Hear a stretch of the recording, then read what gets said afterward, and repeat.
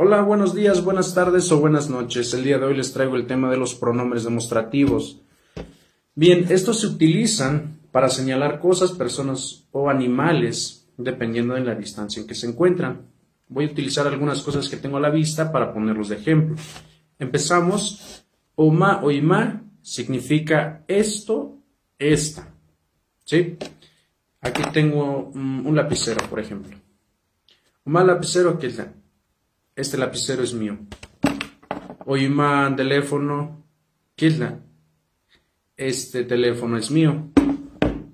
Como pueden observar, se puede utilizar para ambos, tanto oima y uma. Este lente es mío.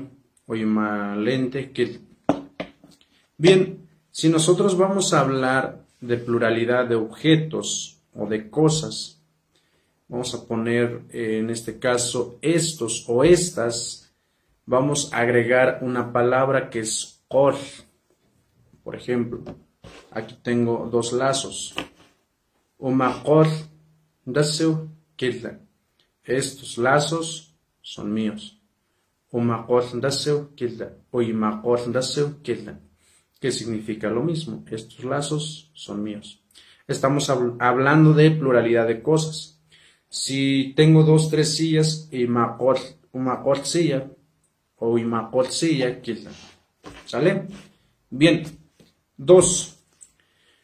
Tama.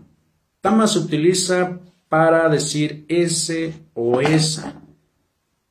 Tama mesa, quila. Esa mesa es mía.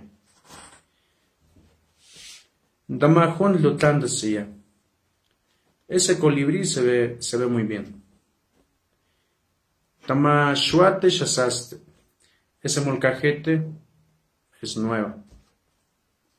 Es nuevo, perdón. 3. Ama. Ama se traduce aquella, aquel, aquellos o aquellas. Como les vuelvo a repetir, para hablar pluralidad de objetos, aquellas o aquellos, agregaríamos la palabra qor, tamaqor. Por ejemplo, si yo refiero a mis sobrinos, puedo decir aquellos son mis sobrinos. Amaqor, perdón, amaqor, kinaposhnematna. Pues bien, son algunos de los pronombres demostrativos que hoy vamos a ver. Espero les haya servido la información y si conocen más sobre este tema, comenten y pues lo compartimos. Aquí todos aprendemos.